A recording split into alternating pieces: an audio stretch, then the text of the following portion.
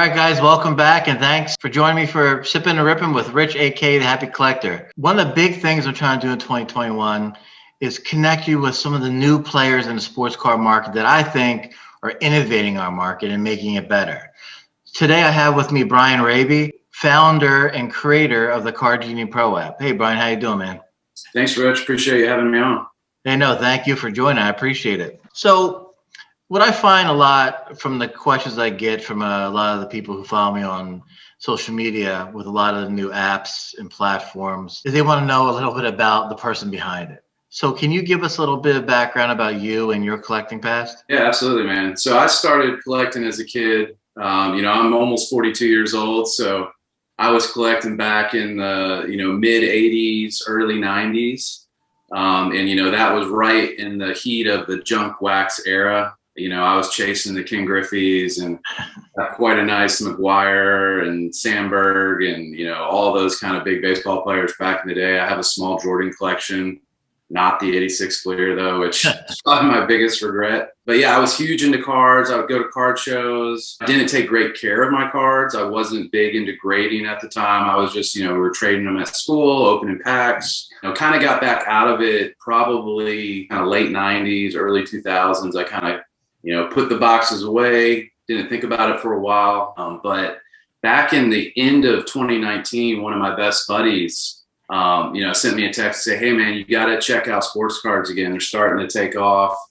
And so I started doing some research and he was showing me some of what he was buying. The modern cards were just on a total upwards trajectory. And so I was actually lucky and I started buying a bunch in late December of 2019, kind of right before the pandemic hit. And I wish I had loaded up, 10 times more, but I was buying guys that I was excited about. So like Jaren Jackson Jr.'s and John Morant, because I'm from Memphis, are two guys that I kind of PC. But I started buying everybody, Lamar, Mahomes, you name it. But was trying to find something to manage my collection. I was doing it in spreadsheets and kind of tracking everything manually, and it was kind of a pain. And so that's when I had the idea for the Card Genie Pro app. Put my head down, built the app, started sharing it with some friends and guys they're big into collecting. And it's just kind of been an exciting journey as cards have just been on complete fire for the last year and a half again. It's just been a lot of fun and exciting, and I really appreciate the community. Guys like yourself have been putting out amazing content, and I think it's just an exciting time to be back in the sports card market. No, I'd agree. My path is very similar to yours. I can remember opening my first 89 pack of Upper Deck. And when I pulled that first Griffey Jr. rookie, I was like, I can't believe I got it. So I can remember those fond days. But I've been back in the hobby for over a decade.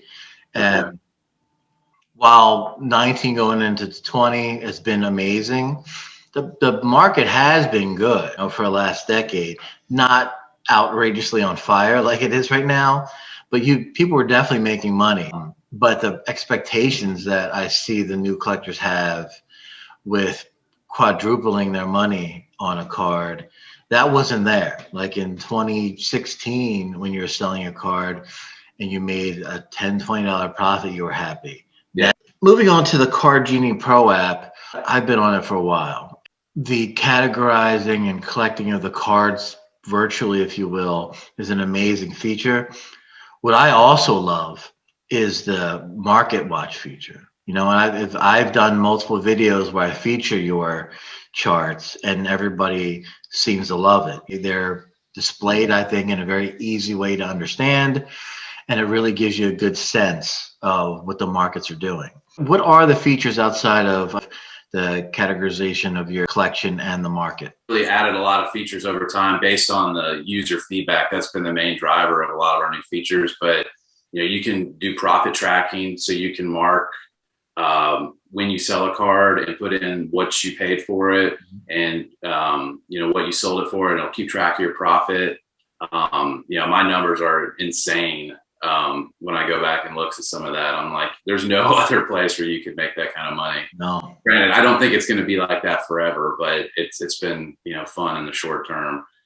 We also have a lot of player research tools that were recently added. So like if you're on, let's say, Jaren Jackson Jr.'s page or on his card, you can actually, there's a little reference icon in the upper right-hand corner. You can click that and it'll go out to basketballstats.com, which has, what's his field goal percentage, how many threes is he hitting, really good information if you want to kind of see how a player's trending, how many championships they have, MVPs they have. There's been this big, and this is kind of a recent trend where people are moving money into the GOATs and the guys that have kind of proven themselves. So, think Kobe, LeBron, Jordan, all that kind of stuff.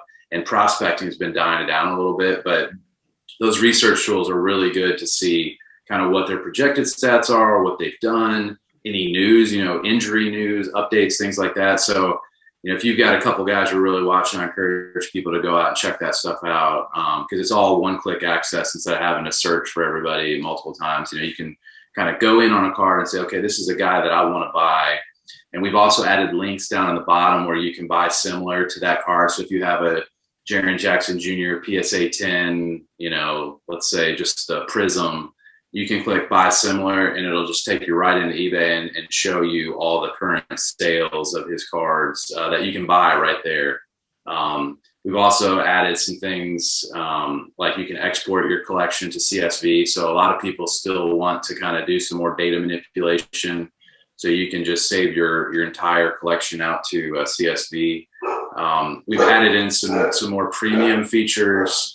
We do have a premium subscription on iOS now, where basically you can add more cards. So right now the app caps you out at 8,000 cards, which for most people, that's plenty. But we do have some really serious collectors on the app, and for them, the premium subscription allows them to go, up over 30,000 cards. They can add secondary images, so you can see the back of the card and the front of the card.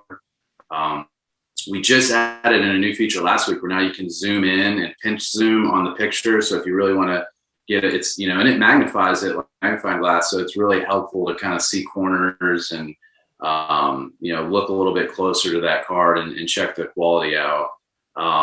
We've also added, you can share your card if you swipe right on the picture and send the image to a friend or something like that. That's awesome. We added some integration with Star Stock. So, if you're familiar with that, you can list your cards on there and you don't have to ship them necessarily. And we check their sales price too. So they have kind of a bid and ask, and you can get some more sales data from them. It's kind of a newer platform. There's probably more modern cards on there, maybe not as much graded. Yeah. But, as, eBay, continues to be kind of the dominant, platform for where people buy and sell the cards, but you got Mercari and Star Stock and others that are, starting to make some headway into other viable platforms that have sales data and things like that. So, right now we have the Genie's estimates where you drill down into a picture and it kind of charts the last 90 days of sales. We're looking at allowing you to shrink those windows down. So if you just want to see the last week's sale, you could, what's the last 7 days, and it'll zoom in on that chart. That's something I'm working on right now. But the Genie's estimates are based on the last 90 days of sales history. Mm-hmm. And with the way some of these cards are moving right now, it's not picking up those spikes as quickly as we'd like to see in the Genie's estimates. So, you've got some cards that could go up, 100% a day, and we unfortunately won't pick that up. You can see it if you, drill down and check, and look, but I want to be able to give people the best information possible. And so we're trying to, let you kind of see a 7-day, 30-day, and then 90-day view, because cards are just moving so fast right now that it's been hard to stay on top of it all. It's almost become a day trading. Exactly. Very similar to day trading. I did a video on the other day. All of a sudden, PSA 10, Sean Kemp, 1990 Fleer rookies, they're going from under $100 last month to $300 this month. And people were asking me why. I was like, I don't know. A generalized factors is the 90 sets in general have caught fire. The nostalgia is there. There's more push on, like you said, I love how you talk about there's more push on the GOATs. But Sean Kemp, I think one of the references I pulled They have him as a 38% chance to make the Hall of Fame. He really had about 9 solid seasons. I wouldn't put him as a GOAT. I mean, no offense to the Rain Man. When he was dominating, he was dominating. I can't put my finger on why him specifically and that card specifically has made the jump.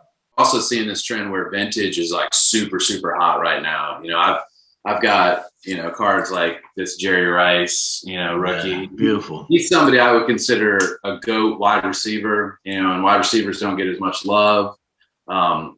These cards, like, you know, the 86 Fleers and the 90, I mean, it's a lot of money is pouring into these right now. You know, prospecting's kind of started to die down maybe a little bit because this new rookie class for basketball is maybe not as hot as Zion and Ja. You know, LaMelo's great, but we'll see. I mean, the thing is, you never know who's going to emerge as a, you know, a longtime star. I think people are taking their money and putting it on a safer bet, saying, yeah, Jordan's not going to go down, LeBron's not going to go down, Kobe's not going to go down. And it's just a safer investment. Where if, you know, Luka, if he got, you know, he was one of the hottest guys from last year with his cards, you know, if he gets injured or the Mavericks don't make the playoffs, then, you know, his prices are going to go down because he can't compare to LeBron, some of those guys, in terms of the total portfolio of their career. To me, it's funny because when you say vintage, when I talk to some people, when their definition of vintage lets me know how old they are, right? That's the problem. We're old now. Yeah, and they're like, "What's vintage?" I asked a question one time on TikTok, "Which vintage to you?" And I actually had someone say anything before 2000. Like, oh, I'm so old. Like anything for 2000. I use the PSA thought process of 71 and older as vintage. You know, but in the junk wax era, 87 to 94. To me, when I look at the sweet spots of these GOATs, I'm looking pre-87 and post-94. Like the people who have rookie cards during those time frames are guys who I'm more targeting because the production started to get better. Like between 87 and 94, some estimates have it at 100 billion cards are produced. At some point, that stuff's going to catch up. So look at the Shawn Kemp 90 rookie. That card, now that it's spiking, what's going to happen is people are going to now say, wow, there's money in this, and deluge the grading companies with Shawn Kemp rookies. So while there's only 810 PSA 10s now, talk to me in 8 months and let me see how many there are. You know, I guarantee it'll be more than 810. Population is so important, and I really encourage, you know, people that follow me and other people getting into the hobby. You've got to understand the population of cards, because it's supply and demand. I mean, any market, whether it's stocks or Bitcoin or sports cards, supply and demand. So that you know, Jordan has a very small PSA 10 pop, but you look at like a Luka PSA 10. Prism, it's like over 10,000, 12,000. It might even be 15,000 now. That stuff all plays into the numbers, because if everybody can get the card they want, the price isn't going to go up. It's when things get scarce that, you know, cards start getting. That's why, like, this Jerry Rice is a really interesting example, because the one you want to own on this, if you can get a PSA 9, you're doing awesome, because it's a super low pop. I mean, I think there's like less than 200. You get into these 7s and 8s, it goes up to like 5,000 or 6,000. So this was one I was looking to maybe cross to a PSA 8 because it's an SGC, and, you know, that's another thing. You know, the grading companies are not on an even value level between SGC, Beckett, you know, PSA. You got some newcomers, like I think it's a HGA. I saw a video you did on that maybe. And so the value levels are all over the place. But if you can take an SGC 7 and cross it to a PSA 7 or 8, you've just had an instant gain of a lot of value, because more people, you know, will pay more for that card. So there's a lot of different ways you can play this market right now. You can do crossing, you can do prospecting. I'm like the ultimate hybrid collector. I do a little bit of everything. Definitely not made money on everything, but it's been fun. I'm enjoying it. I'm building my PC while I'm doing it, and, you know, it's just been a ton of fun. No, at the end of the day, the base of this is a hobby. Now, that doesn't mean you can't make money off of it, but if you don't love it, right? If you're only churning and burning, I think your success is limited and, quite frankly, short-sighted. If I only care about the profit. In your mind, if you had to pick one market to focus on from a standpoint of the market that has the most heat on it right now, or through 2021, what would you say? Yeah, so my take on that's kind of interesting. So as I look at the market indexes that we use on Card Genie, soccer right now is the most intriguing to me because it had a huge spike last year and then fell off a cliff. As a card investor, I would tell people start looking at some soccer cards because I think they're getting ready to kind of follow some of the other sports and get their second big run up. Okay. The biggest global sport. So as China and countries like that start to get more into sports cards, which is definitely happening based on some of the eBay numbers I saw, I think Stocks posted some stuff about the number of eBay sales in China. There's a lot of foreign countries that are starting to buy sports cards, which is just going to cause it to explode more. So soccer is an interesting one that I think if you're looking at it from a purely making money, profit investment, that might be a good one to start buying some guys in. Baseball is getting really hot. You got trades happening. You got spring training right around the corner. Trout rookies are setting new records. Tatis is super hot. Mookie Betts.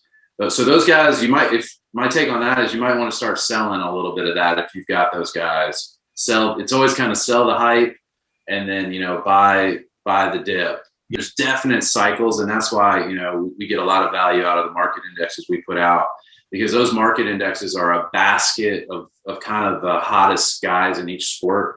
So if you think, like the basketball index, it's got LeBron, it's got Zion, it's got Ja. So they're definitely more modern focused. That's where we've kind of missed out. And I've been looking at maybe we have a vintage and we have a modern index because they're definitely not in sync necessarily. But it definitely gives you a sense of maybe when you should buy and when you should sell. And, my take right now is I would be selling baseball or buying. If it's a true prospect, I think it's fine to buy, but you may want to be selling the hype a little bit before season, sell basketball, be buying football and soccer here in the short term. If you're kind of one of those guys that wants to play all the markets. Are there any markets that you warn people not to get into, or any specific cards that you would warn people not to get too crazy about? Yeah. So one of the things, be careful maybe getting down the path of there's so many parallels and variations. I would say if you're PC and a guy, go for it, complete the rainbow. But sometimes if you're looking to invest or things, sometimes it's safer to go the silver base route, where there's a little bit more demand. In my PC, I've gone the full rainbow and I try to get everything, for that guy, whether it's the green or red, white, blue, whatever you name it. Camo is one I love. So maybe be a little careful there. But again, if you love it, go for it. But I would also, watch out for some of the maybe less common brands. You have things like Panini Status and, some of the base stuff, that's just kind of not the main bread and water of the industry. Like if you think Prism and, just the kind of standard stuff, Select. Those are all pretty safe, but maybe be careful getting into some of that off stuff. Prospecting, be careful. Don't pay $200 for LaMelo Ball rookie card right now. I see they're going nuts. Usually, if you do get one, let's say you buy a pack and get one, I would flip it immediately because that stuff's gonna potentially probably go down. Yeah. In the longer term. So be careful on prospecting. You never want to go all in on a player. I always tell people kind of it's just like the stock market, hedge your bets, maybe do some of this guy, and then as they're going up, you rotate out of them, sell the hype. It's just in a way gambling and just have fun with it. You're going to, hopefully like most of us, you'll make a lot of money. When I go back and look at some of the sales and add it all up in our profit tracker, blows my mind. I can't even talk about it with my wife because she doesn't get it. I'm just like, I made, 200% on this one card. And she's like, oh, that's great. But it's just have fun. That's my main thing. don't take it too serious. And I think, well, if you're having fun and you can make some money on the side, I mean, what's better than that? So the app, is it available on Android and iOS? Yeah, so we're on iOS and Android. I will say that the iOS version is more polished. It's got more features. It's come a long way, and I'm going to keep improving it. But the iOS app is kind of our primo, best in class type deal. Where Android, I'm trying to get it up to speed. It does 90% of what the iOS one does, but we don't have all the bells and whistles in that one. We are working on a web-based version. That's been one of the requests I get a lot. So like if people are on a computer, they want to be able to view their collection. And there's more things we can do around research and things like that and charting on the web than you can on the small space of your phone. So we're getting close to that one. And, we're also exploring kind of being able to scan cards through artificial intelligence or machine learning. Our database now has over 250,000 cards in it. And so I've been exploring, what if you just hold your camera over a card and then it recognizes that card in our database and just, sucks all the info in. It's complicated, and I'm not going to lie, it's pushing my limits of programming capability, but it's feasible. I mean, I would give the hobby, a couple of years, I think we'll be there. That's a complete game changer. Yeah. I mean, I know when I go to a card show or a card store, which I'm going to go to later today, and I'm talking to them about price. I'm on my phone on eBay, sold, completed, to see what it's going for there, and and I always try to bank on the last 5 to 10, get the average, and try to work off that price. Yep. And then always offer them something ridiculous, and then they get mad, and then we finalize the price, right? But no, I agree with you on that. I know there's 2 price structures. Can you talk a little bit about that? Yeah, so we have the base app. The base app, is just a flat, $3.99 one-time fee, and for that you get almost all the functionality. And on iOS, we do have a premium subscription though that allows you to add a lot more cards, secondary images. It'll sum up your total value of your collection once you checked up the Genie's estimates. We're always open to feedback and always looking to make the app better. One thing I see the new players in the market doing, their customer service is head and shoulders above the guys that have been in the market forever. And I think that's partly a reaction. I think you guys have learned one of the biggest pet peeves in the hobby is trying to deal with these large organizations. Be put on hold forever, or they just ignore you, so I can tell from firsthand that the Card Genie Pro does not do that. I appreciate that. And we do. That's one of our, we put a big focus. I always try to get back to users same day, next day, worst case, and if it's a feature we can do, I'll add it in there. But you're right. I mean, a lot of the PSA, I mean, they're not going to tell you when you're going to get your order back or when anything's going to happen, and that stuff drives us all crazy. So can you tell the audience where they can find you at social media, website? Yeah, so I probably have the biggest following on TikTok. I think I'm not even near as TikTok famous as you are. I've got about 40, maybe 4,200 or something like that. That's great. But I'm on TikTok, Card Genie Pro. We have a website, cardgeniepro.com. A lot of good information on there. We've got Instagram, we've got Twitter. They're all, I think at Card Genie Pro. And we do a mix, TikTok, I like to have a little bit of fun. It's not all just kind of trying to push the app. We'll do some of the trend videos and things like that. And, but yeah, if you have any questions or want to know more information, just reach out to me. We'll get right back to you. Awesome. And guys, I follow Brian on his accounts, and I can tell you he does put out good content. I do recommend checking him out. On TikTok, he does put out some interesting stuff there as well that I certainly enjoy watching. So again, thank you, Brian, for joining today. I truly appreciate your time. And thank you all for watching. And as always, happy collecting and good luck.